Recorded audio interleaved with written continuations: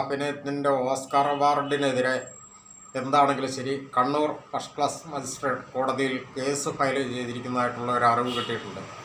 വളരെ നല്ല ഒരു കാര്യമാണ്. കാരണം എന്താണെന്ന് ചോദിച്ചു കഴിഞ്ഞാൽ നമ്മുടെ മന്ത്രിമാരും ഭരണകർത്താക്കളെല്ലാം നമുക്കറിയാം, അവർ ഒരു മിനിറ്റ് നീണ്ടു നിൽക്കുന്ന ഒരു കാര്യമുള്ളൂ എങ്കിൽ പോലും കൂടെ സത്യപ്രതിജ്ഞ ചെയ്ത് അധികാരമേൽക്കുന്നത് നമ്മളെല്ലാവരും കണ്ടിട്ടുണ്ടാകും. അതായത് നിയമവഴി സ്ഥാപിതമായ ഇന്ത്യൻ ഭരണഘടനയോട് നീതിയും കൂറും പുലർത്തുമെന്നൊക്കെ പറഞ്ഞുകൊണ്ടാണ് സത്യപ്രതിജ്ഞ ചെയ്യുന്നത്. അത് സ്വാഭാവികമായിട്ട് അങ്ങനെയാണ് ചെയ്യേണ്ടത്.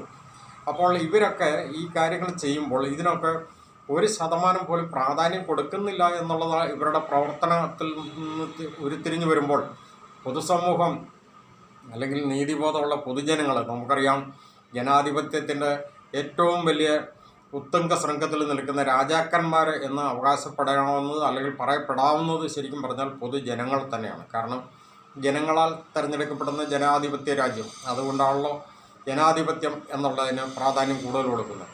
അപ്പോൾ അങ്ങനെ വരുമ്പോൾ ഈ ജനങ്ങളോട് യാതൊരുവിധ പ്രതിബദ്ധതയും ഇല്ലാത്ത രീതിയിൽ ഭരണകർത്താക്കൾ പ്രവർത്തിക്കുമ്പോൾ അതിനെതിരെ ശക്തമായ നിയമ നടപടി സ്വീകരിക്കേണ്ടതുണ്ട്. നമുക്കറിയാം, ഈ കഴിഞ്ഞ ദിവസം കണ്ണൂർ റെയിൽവേ സ്റ്റേഷനിൽ വെച്ച് നമ്മുടെ ആരോഗ്യമന്ത്രി വീണ ജോർജ് കാട്ടിക്കൂട്ടിയ അഭിനയ പാഠവം അത് എത്രമാത്രം അപഹാസ്യമായിരുന്നു എന്നുള്ളത് നമുക്കറിയാവുന്ന ഒരു കാര്യമാണ്.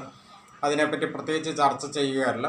പക്ഷേ ആ ഒരു അഭിനയം കൊണ്ട് നമ്മുടെ കേരളത്തിനുണ്ടായ നഷ്ടം, പൊതുസമൂഹത്തിനുണ്ടായ ഒരു നഷ്ടം അത് നിസ്സാരമല്ല. കാരണം ആ വിഷയം ഉണ്ടായി അന്ന് തന്നെ സഭാനാഥനായ സ്പീക്കർ പോലും കൂടെ അവിടെ തെറ്റിദ്ധാരണ പരത്തുന്ന രീതിയിലേക്കുള്ള ഒരു ബൈറ്റ് കൊടുക്കുകയും അതിനുശേഷം ഹോസ്പിറ്റലിൽ ചെന്ന് ഈ വീണ ജോർജ് അഡ്മിറ്റായ തൊട്ടുപുറകെ തന്നെ കേരളത്തിൻ്റെ ബഹുമാന്യനായ മുഖ്യമന്ത്രി ശ്രീ പിണറായി വിജയൻ അവിടെ ചെന്ന് സന്ദർശിച്ചുകൊണ്ട് പിണറായി വിജയൻ നൽകിയിരുന്ന ഒരു ബൈറ്റും, ഇത് രണ്ടും ഒരു പരിധി വരെയെങ്കിലും കലാപ ആഹ്വാനത്തിന് സമാനമായ രീതിയിലായിരുന്നതുകൊണ്ട് അന്നേ ദിവസവും പിറ്റത്തെ ദിവസവും കേരളത്തിൽ നടമാടിയ ആഭാസങ്ങൾ, ശരിക്കും പറഞ്ഞു കഴിഞ്ഞാൽ പിണറായിസ്റ്റുകളുടെ കുത്തഴിഞ്ഞാട്ടം അത് തന്നെയാണ് സംഭവിച്ചത്. അത് കേരളത്തിൻ്റെ തെക്ക് വടക്കേ അറ്റം മുതൽ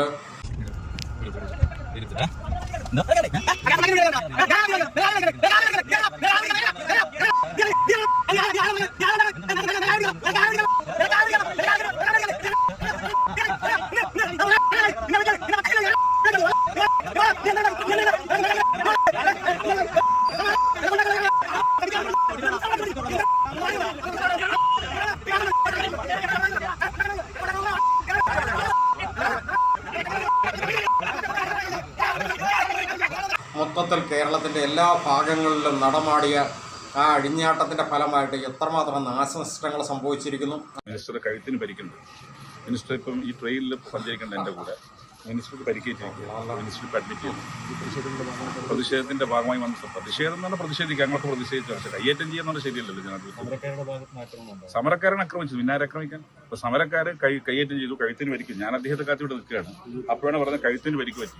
അതിനേക്കാളെല്ലാം ഉപരി അത് സമൂഹത്തിലുണ്ടാക്കിയ ഒരു ശരിക്കും പറഞ്ഞു കഴിഞ്ഞാലുള്ള ഒരു പ്രീണനം അല്ലെങ്കിൽ സമൂഹത്തിന് വന്നിരിക്കുന്ന ഒരു ഡാമേജ് അത് ഒരിക്കലും നികത്താനാവാത്ത രീതിയിലേക്ക് വന്നിരിക്കുന്നു. കൈക്കും കഴുത്തിനുമെല്ലാം പരിക്കേറ്റിരിക്കുന്നു. കൈയും കഴുത്തും പിടിച്ചു തിരിക്കുന്ന നിലയിലേക്ക് വന്നു എന്നാണ് അവിടുന്ന് കിട്ടിയ വിവരം. അപ്പോൾ ഇതിനൊക്കെ എതിരെ ശരിക്കും പറഞ്ഞു കഴിഞ്ഞാൽ ആ വീണ ജോർജിൻ്റെ അന്നത്തെ ഒരു അഭിനയം, അതായത് കരിങ്കൊടി കാണിക്കാനായിട്ട് വന്ന 2-3 പ്രതിഷേധക്കാർ വീണ ജോർജിൻ്റെ തൊട്ടടുത്തേക്ക് എത്തുന്നതിന് മുമ്പ് തന്നെ സുരക്ഷാ പോലീസുകാർ ആ പ്രതിഷേധക്കാരെ വളഞ്ഞു പിടിച്ചു, കരിങ്കൊടിയെല്ലാം എടുത്ത് കളഞ്ഞിരുന്നു എന്നുള്ളത് വളരെ വ്യക്തമായിരിക്കെ 1% പോലും ഒരു സംഭവത്തിനകത്ത് 1% എങ്കിലും ഒരു കുറ്റം അവിടെ നിലനിൽക്കുന്നുണ്ടെങ്കിൽ മാത്രമല്ല ഇത്തരം പ്രചരണങ്ങളോ അല്ലെങ്കിൽ ഇത്തരം പ്രകടനങ്ങളോ നടത്താൻ പാടുള്ളൂ എന്നിരിക്കെ ഈ ഭരണഘടന തൊട്ട് സത്യം ചെയ്ത അധികാരം ഏറ്റെടുക്കുന്ന ഒരു മന്ത്രി തന്നെ ഈ രീതിയിൽ പ്രവർത്തിച്ചു കഴിഞ്ഞപ്പോൾ അത് വളരെ ഗുരുതരമായൊരു കുറ്റമാണ്. ആ കുറ്റത്തിൽ 1-ാം പ്രതി വീണ ജോർജാണ്. 2-ാം പ്രതി എന്ന് പറയുന്നത് ശരിക്കും പറഞ്ഞു കഴിഞ്ഞാൽ അതിനകത്ത് ഗൺമാനായിട്ടാണ്. കാരണം ഗൺമാനാണ് വീണ ജോർജിനെ അപായപ്പെടുത്താനായിട്ട് അവിടെ ആഹ്വാനം നടത്തിക്കൊണ്ട് പരാതി കൊടുക്കുകയും അതിൻ്റെ പേരിൽ അവിടെ ഒരു 4 ചെറുപ്പക്കാരെ അറസ്റ്റ് ചെയ്ത് ജയിലിലടയ്ക്കുകയും ചെയ്തിരിക്കുന്നത്. അതായത് ഞാൻ ആദ്യം പറഞ്ഞതുപോലെ തന്നെ ഒരു സംഭവത്തിനകത്ത് ഒരു കുറ്റം ആരോപിക്കപ്പെടുമ്പോൾ പോലും അതിൽ വെറും 1% ഒരു കഴമ്പുണ്ടായിരിക്കണം. 99% കഴമ്പില്ലെങ്കിൽ 1% കഴമ്പുണ്ടായിരിക്കണം. ഇത് 1% പിന്നെ 0.1% പോലും കഴമ്പില്ലാത്ത ഒരു കാര്യത്തിൻ്റെ പേരിലാണ് ഇത്രയും സംഭവവികാസങ്ങൾ ഈ കേരളത്തിൻ്റെ പൊതുമണ്ഡലത്തിൽ അരങ്ങേറിയിരിക്കുന്നത്. അപ്പോൾ അതിനെതിരെ തന്നെ Kannur judicial first class magistrate കോടതിയിൽ നമ്മുടെ മുൻ AG ആയിരുന്ന അഡ്വക്കേറ്റ് ടി ആസിഫ് അലി മുഖാന്തരം അഡ്വക്കേറ്റ് TO മോഹനൻ പരാതി നൽകിയിട്ടുണ്ട്. ആ പരാതി പ്രകാരം പ്രതികൾക്കെതിരെ നോട്ടീസ് നൽകിയിരിക്കുന്നതായിട്ടാണ് അറിവ് കിട്ടിയിരിക്കുന്നത്. പ്രതി വീണ ജോർജ്, അതോടൊപ്പം തന്നെ വീണ ജോർജിൻ്റെ ഗൺമാനുമാണ് പ്രതികളായിട്ട് വന്നിരിക്കുന്നത്. അത് വളരെ നല്ലൊരു കാര്യമാണ്. 10 വർഷം വരെ തടവും അതോടൊപ്പം തന്നെ 2 ലക്ഷം രൂപ പിഴയും ലഭിക്കാവുന്ന ശിക്ഷകളാണ് അതിന് ആഡ് ചെയ്തിരിക്കുന്നത് എന്നുള്ളതാണ് അറിവ്. IPC 211 BNS പ്രകാരമാണെങ്കിൽ 248 പ്രകാരമാണ് കേസ് ഫയൽ ചെയ്തിരിക്കുന്നത് എന്നാണ് അറിയുവാൻ കഴിഞ്ഞിരിക്കുന്നത്. കാരണം ഈ ഭരണഘടനയൊക്കെ തൊട്ട് സത്യം ചെയ്ത് അധികാരത്തിലിരിക്കുന്ന മന്ത്രിമാർ തന്നെ ഈ രീതിയിലുള്ള പേക്കൂത്തുകൾ നടത്തി ഈ പൊതുസമൂഹത്തെ തെറ്റിദ്ധരിപ്പിക്കുകയും പൊതുസമൂഹത്തിൽ അരക്ഷിതാവസ്ഥ സൃഷ്ടിക്കുകയും ചെയ്യുമ്പോൾ അതിൽ നിന്നും ഉണ്ടാകുന്ന ഡാമേജ് എന്ന് പറയുന്നത് വളരെ വലുതാണ്. അപ്പോൾ അതുകൊണ്ട് തന്നെ കർശനമായ ശിക്ഷാ നടപടി ഇവർക്കൊക്കെ ലഭിക്കുക തന്നെ വേണം. കാരണം ഇത്തരക്കാരെ ചോദ്യം ചെയ്യുന്ന ജനപ്രതിനിധികളും ഉയർന്നു വരേണ്ടതുണ്ട്. കാരണം ഇത്തരം വലിയ ആഭാസങ്ങളൊക്കെ നടത്തിയിട്ട് പോലും ഇവിടെ പ്രതിപക്ഷം അതിശക്തമായിട്ട് പ്രതികരിച്ച് കാണുന്നില്ല. എന്നാൽ പ്രതിപക്ഷ നിരയിൽ നിന്നുകൊണ്ട് തന്നെ എന്നോണം നമുക്കറിയാം, ഒരു യുവ നേതാവായ ശ്രീ രാഹുൽ മാക്കൂട്ടം, അദ്ദേഹം ഇപ്പോൾ പ്രതിപക്ഷ നിരയിലാണെങ്കിൽ പോലും കൂടെ കോൺഗ്രസ് പാളയത്തിലല്ല, സാങ്കേതികമായിട്ട് കോൺഗ്രസിൽ നിന്നും പുറത്താക്കിയിരിക്കുന്ന വ്യക്തിയാണെങ്കിൽ പോലും രാഹുൽ മാക്കൂട്ടം അതിനെതിരെ ശക്തമായിട്ട് പ്രതികരിക്കുകയും നിസ്സാരം ഒരു പോസ്റ്റിലൂടെയാണ് രാഹുൽ മാക്കൂട്ടത്തിൻ്റെ ഒരു പ്രതികരണമെങ്കിലും അത് കേരള മണ്ഡലത്തെ അല്ലെങ്കിൽ മലയാളി സമൂഹത്തെ ഒന്നടങ്കം പ്രചോദനം ഉൾക്കൊണ്ടുകൊണ്ട് ഏകദേശം 2.3 മില്യൺ ജനങ്ങൾ ഇതിനോടകം അദ്ദേഹത്തിൻ്റെ ആ പോസ്റ്റ് ഷെയർ ചെയ്യുകയും പോസ്റ്റ് വായിക്കുകയും അതിൽ പ്രചോദനം ഉൾക്കൊള്ളുകയും, കാരണം നീതിക്ക് വേണ്ടി പോരാടുന്ന ഒരു പൊതുസമൂഹത്തിൻ്റെ ഭാഗമായിട്ട് രാഹുൽ മാക്കൂട്ടം അതിനകത്ത് പ്രവർത്തിച്ചു എന്നുള്ളതിൻ്റെ ഏറ്റവും വ്യക്തമായൊരു തെളിവാണ്. നമുക്കറിയാം,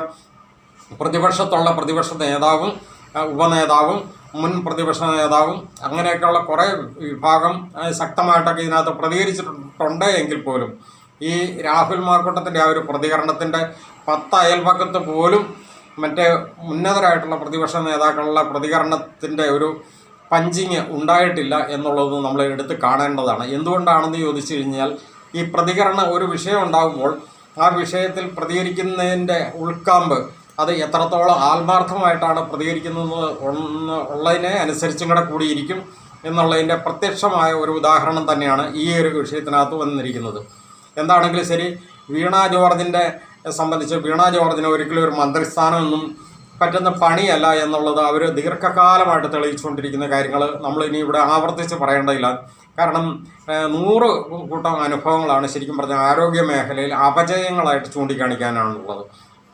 അവരെ സംബന്ധിച്ച് അവർക്ക് വല്ലോ അഭിനയമോ നാടകമോ അതല്ലെങ്കിൽ ഡാൻസോ, നമുക്കറിയാം കഴിഞ്ഞ ദിവസം സുംബ ഡാൻസിനകത്ത് കിടന്നുകൊണ്ട് തുള്ളുന്നത് നമ്മൾ കണ്ടു. ഓക്കെ, അവരെ മന്ത്രിയാണെങ്കിൽ അവർക്ക് സുംബ ഡാൻസ് കളിക്കാൻ പാടില്ല എന്നൊന്നുമില്ല. പക്ഷേ വേറൊരു കാര്യം, ഇവിടെ ആരോഗ്യ മേഖല ICUവിൽ കിടക്കുമ്പോൾ പോലും കൂടെയാണ് അവർ ഈ സുംബ ഡാൻസും കളിച്ചുകൊണ്ട് നടക്കുന്നത്.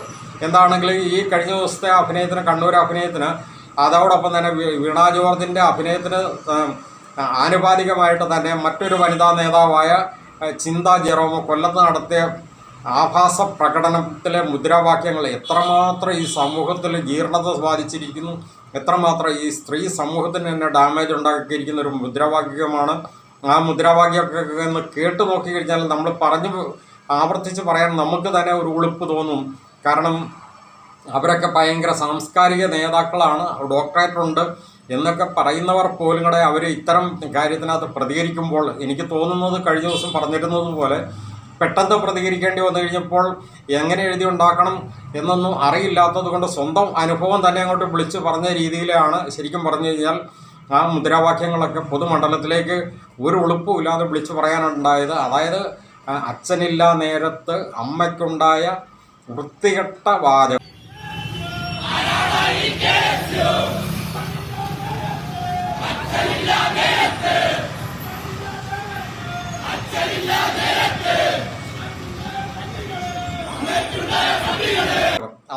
അതാണ് ആ വാചകം എന്താണെന്നുള്ളത് അതിനകത്ത് പലരും കേട്ടിട്ടുണ്ടാവാം.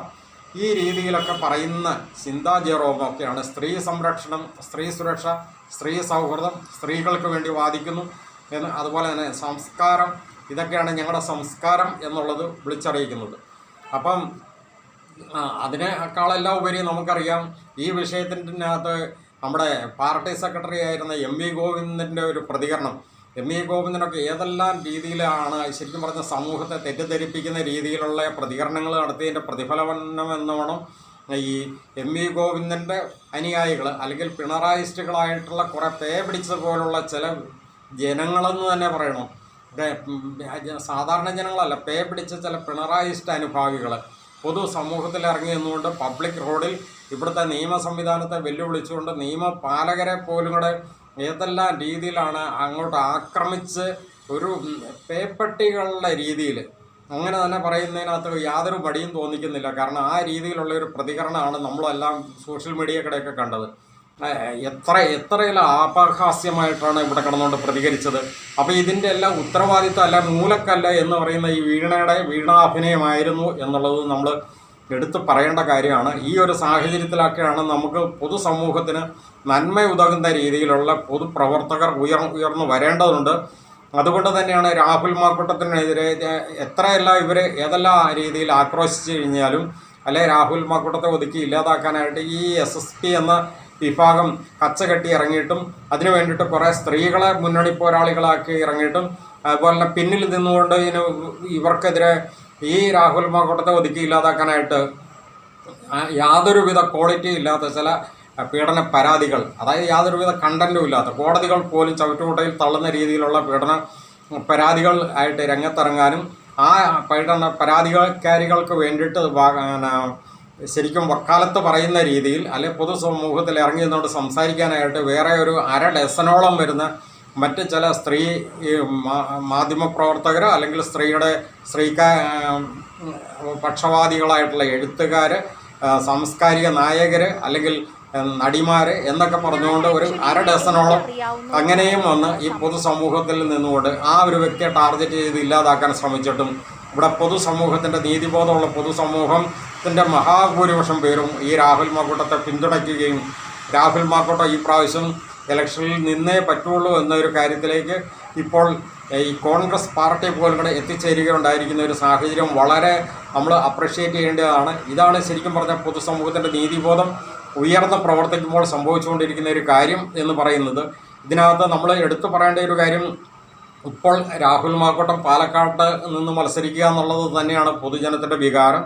ഇനി പാലക്കാട് അല്ലെങ്കിലും അടൂരാണെങ്കിലും ഇനി അവസാനം ധർമ്മടത്തെങ്കിലും നിന്ന് മത്സരിപ്പിക്കും എന്നുള്ള രീതിയിൽ വരുന്നത്. കാരണം രാഹുൽ മാക്കൂട്ടം ഇല്ലാതെ ഒരു കാരണവശാലും ഈ ടീമിന് കളി ജയിക്കാനായിട്ട് സാധിക്കില്ല. കാരണം നമ്മൾ എപ്പോഴും പറയുന്നത് പോലെ തന്നെ ഒരു യഥാർത്ഥ നല്ലൊരു ഫുട്ബോൾ ടീമിനെ സംബന്ധിച്ചിട്ട് അവരുടെ ഒരു സെൻറ്റർ ഫോർവേഡ് കളിക്കാരൻ എന്ന് പറയുന്നത് വളരെ ഇമ്പോർട്ടൻ്റ് ആണ്. അത്തരം എല്ലാ രീതിയിലും നല്ല ക്വാളിറ്റിയുള്ള നല്ല നിറഞ്ഞു കളിക്കുന്ന ഒരു പ്ലേ ഗ്രൗണ്ടിൽ നിറഞ്ഞു കളിക്കുന്ന ഒരു ഫുട്ബോളർ എന്ന നിലയിൽ സെൻട്രൽ ഫോർവേഡ് കളിക്കാരനായിട്ടാണ് ശരിക്കും പറഞ്ഞു കഴിഞ്ഞാൽ രാഹുൽ മാക്കൂട്ടം ഇപ്പോൾ കളം നിറഞ്ഞു തന്നെ നിൽക്കുന്നത്. അതുകൊണ്ടാണ് രാഹുൽ മാക്കൂട്ടം ഇപ്പം ശരിക്കും പറഞ്ഞു കഴിഞ്ഞാൽ ഏത് മണ്ഡലത്തിലാണെങ്കിലും നിൽക്കുന്നതിൽ കുഴപ്പമില്ല എന്നുള്ള രീതിയിലേക്ക് കാര്യങ്ങൾ ചർച്ചയിലേക്ക് വരുന്നത്. അത് കൃത്യമായിട്ടും രാഹുൽ മാക്കൂട്ടം കൂടി ഉണ്ടെങ്കിൽ മാത്രമേ ഈ കളി ജയിക്കാൻ സാധിക്കുകയുള്ളൂ എന്നുള്ളത് കോൺഗ്രസും തിരിച്ചറിയുന്നു, പ്രതിപക്ഷവും തിരിച്ചറിയുന്നു. അതിനേക്കാളെല്ലാം ഉപരി കൃത്യമായിട്ടും പൊതുസമൂഹം വളരെ വ്യക്തമായിട്ട് ആ സന്ദേശം നൽകിക്കൊണ്ടിരിക്കുന്നു. അത് ഉൾക്കൊണ്ട് ഇനിയുള്ള കാലമെങ്കിലും പ്രവർത്തനം മുന്നോട്ട് കൊണ്ടുപോകുന്നത് വളരെ നന്നായിരിക്കും. കാരണം ഇവിടുത്തെ ഭരണകൂട ഭീകരതയുടെ ഭയാനകത എന്ന് പറയുന്നത് വിവരിക്കാൻ സാധിക്കുന്നതിലും അപ്പുറമായിരിക്കുന്നു.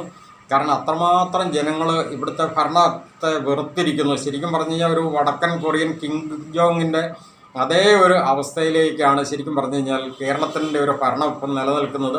അതുകൊണ്ട് തന്നെ ഭരണവിരുദ്ധ വികാരം എന്ന് പറയുന്നത് അങ്ങേയറ്റമായതുകൊണ്ട് തന്നെ പ്രതിപക്ഷത്തെ പ്രതീക്ഷയോടെ കൂടി കാണുന്ന പൊതുസമൂഹത്തിൻ്റെ പ്രതീകമായി നിന്നുകൊണ്ട് കൂടി രാഹുൽ മാക്കൂട്ടം ഉൾപ്പെടുന്ന ഒരു ടീം തന്നെ ഈ അടുത്ത പ്രാവശ്യം അധികാരത്തിലേക്ക് വരണോ എന്ന് മഹാഭൂരിപക്ഷം ജനങ്ങൾ ആഗ്രഹിക്കുന്നു. അതിന് അനുസൃതമായിട്ട് ഇവിടെ പ്രതിപക്ഷവും UDFും ആ പ്രതീക്ഷയ്ക്കൊത്ത് ജനങ്ങളുടെ പ്രതീക്ഷയ്ക്കൊത്ത് പ്രവർത്തിക്കും ആ പ്രവർത്തനം മാത്രം മതി. നിങ്ങൾക്ക് യാതൊരുവിധ PR വർക്കും വേണ്ട. മറ്റ് കനകോലുമാരുടെ ഒരു സർവേയും ഇല്ലെങ്കിൽ പോലും കൂടെ ശരിക്കും ജനത്തിൻ്റെ വികാരം അനുസരിച്ച് പ്രവർത്തിക്കുന്ന ഏതൊരു മുന്നണിയാണെങ്കിലും അവർ വിജയിക്കുക തന്നെ ചെയ്യും. അതാണ് ഇനി സംഭവിക്കാൻ പോകുന്നത്. എന്താണെങ്കിലും ശരി, രാഹുൽ മാക്കൂട്ടം നിറഞ്ഞു കളിക്കുന്ന ഒരു സെൻട്രൽ ഫോർവേഡാണ് എന്നുള്ളത് ഒരിക്കൽ കൂടി പറഞ്ഞുകൊണ്ട് നിർത്തുന്നു. നന്ദി.